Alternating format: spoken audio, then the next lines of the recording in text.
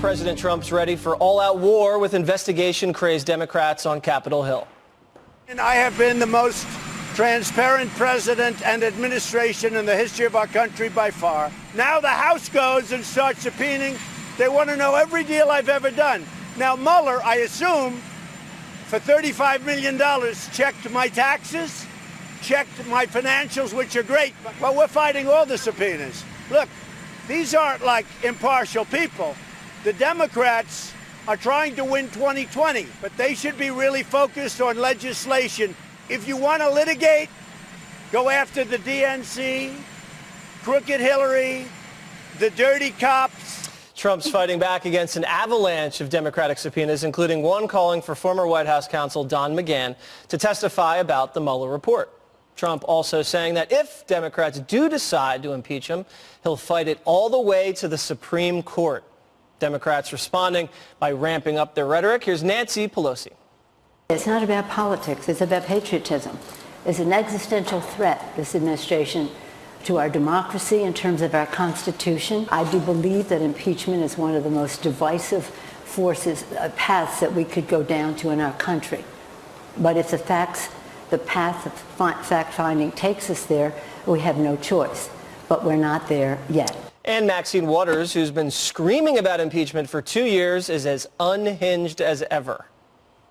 I know that as leaders, they have the responsibility to try and hold our caucus together and to try and do and lead in the best way that they think will help us to be successful. If they believe that now is not the time for impeachment, they'll keep trying and they'll go down that road. We're going to have to impeach. I just wish it was sooner than later. Okay. Well, we know what Maxine thinks, Greg. Nancy, I mean, she's the leader of the party in the House, and she said that this administration is an existential threat to our democracy. That's crazy. What does that even mean? It's a very overused term, existential. An existential threat, asteroids, cataclysmic climate change, Islamic terror. Anytime you're stuck in an elevator and Maroon 5 is playing, existential threat. But this is not, and this suggestion that you are not a patriot if you somehow disagree with this idea, if you don't join in the resistance, we've talked about this before, the expanding target of denigration, you are not a patriot. Let's go back to 2015, 2016. Having concerns about Trump made total sense, right? I had so many concerns. He wasn't a politician. His personality, he was a bull in a china shop. He never knew what he was going to do. He had an interesting, colorful past.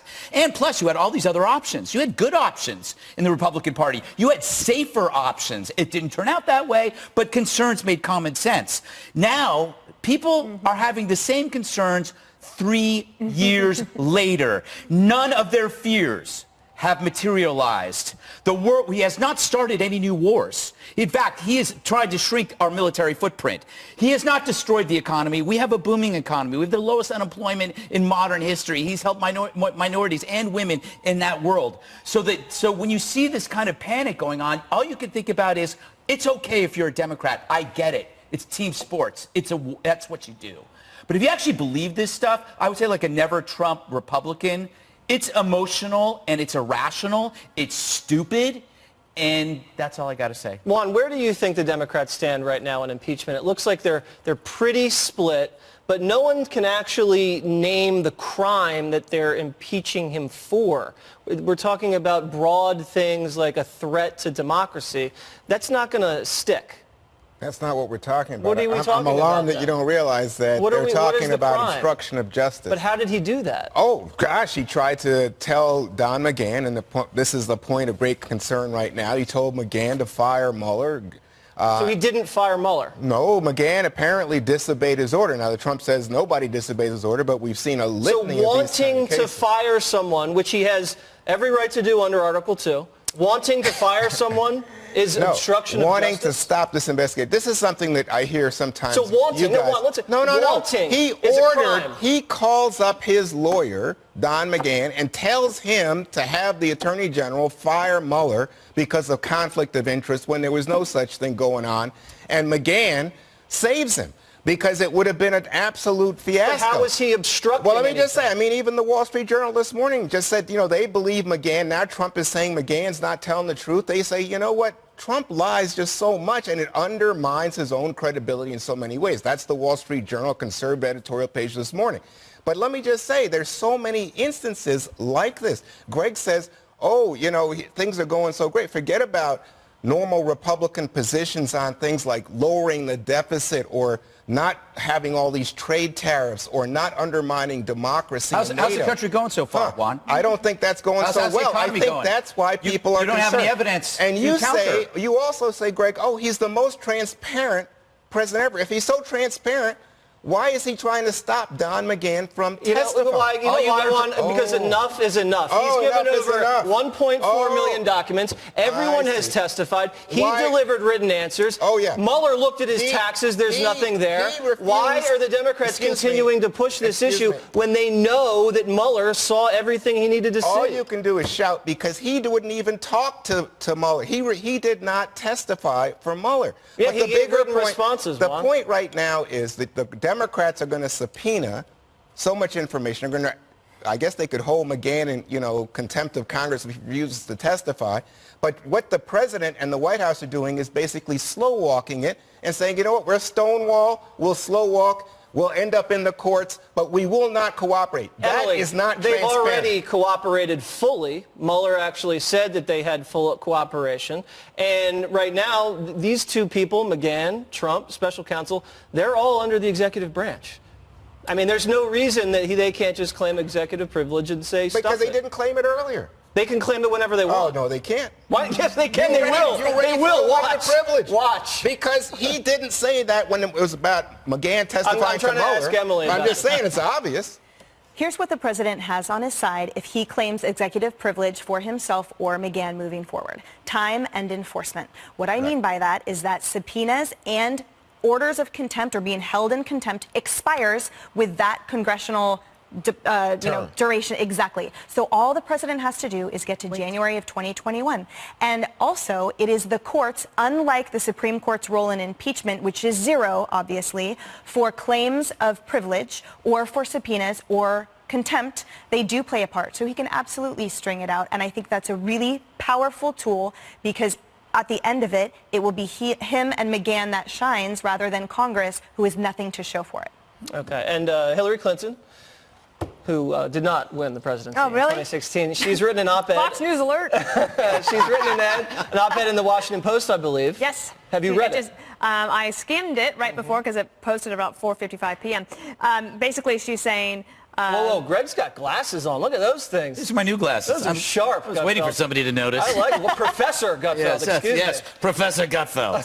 Yes. That's good. I'm sorry. Go ahead. I'm like, he's mesmerizing. He's very distracting, Dana. I know. So, All right, I'm taking them off. Hillary Clinton basically says, I know that I'm not necessarily the best messenger.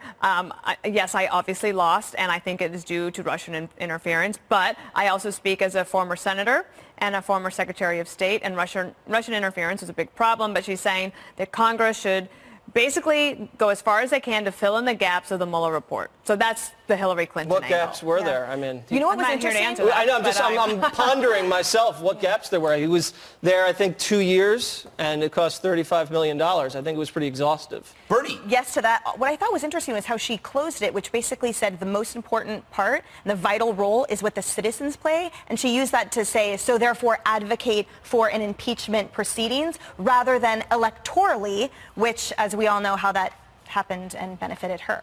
You know what? This Professor. impeachment thing, it's only going to help Trump because it just cedes all the media turf to him. And I think was it Sanders who recognized that first. He says, like, we got to start talking about our stuff. Right. This is just going to, and Trump is going to eat this up. Right. Well, again, wanting to do something is not a crime. And by the way, there was no crime charge. So let's move on. Good evening. Welcome to Washington. I'm Brett Baer. President Trump is preparing to just say no on all fronts to congressional investigators.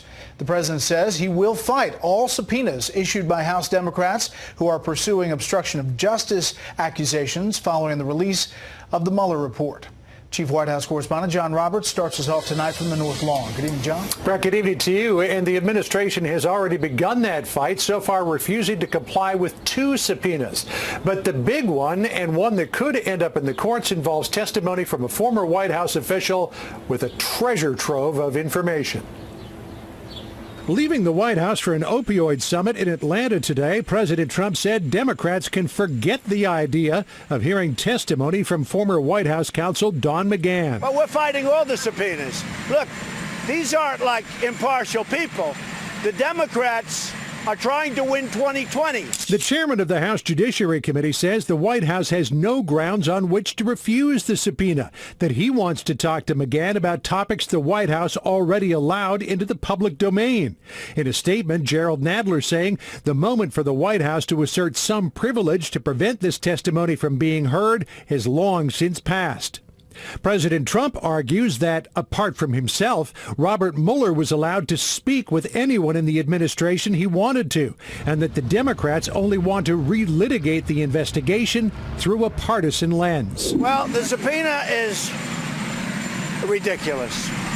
I have been the most transparent president and administration in the history of our country by far. This has been litigated for the last 2 years, almost since I got into office. The Democratic chair of the House Intelligence Committee scoffed at the idea of transparency. Adam Schiff tweeting, "Today Trump said he is the most transparent president in the history of our nation.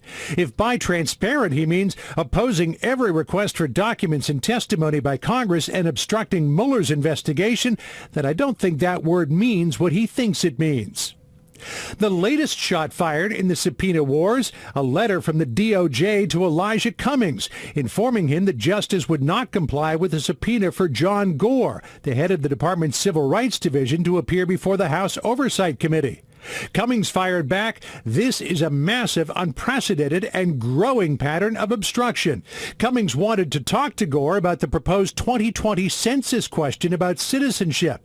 President Trump today tied that question to immigration and border security, tweeting, "The American people deserve to know who is in this country," and said the fact the Supreme Court took up the citizenship question is, quote, "a really big deal." At the opioid summit, the president doubled down on immigration reform and border security, insisting that Democrats just want to play politics. We could solve the entire problem. I say 45 minutes, but it could go a lot quicker than that. Let's bring it down to 15 minutes. If the Democrats would agree to do certain basic common sense things. And we just heard again today from Hillary Clinton on the issue of impeachment. In an op-ed just published in the Washington Post, she repeated what we had on Special Report last night, cautioning Democrats not to rush down the road to impeachment. But in doing so, she evoked the specter of Watergate, saying, quote, "Then as now there was an investigation that found evidence of corruption and a cover-up. It was complemented by public hearings conducted by a Senate Select Committee." She also pointed out that back then, senior White House officials were compelled to testify before Congress. Brett? John Roberts, live on the North Lawn. John, thanks.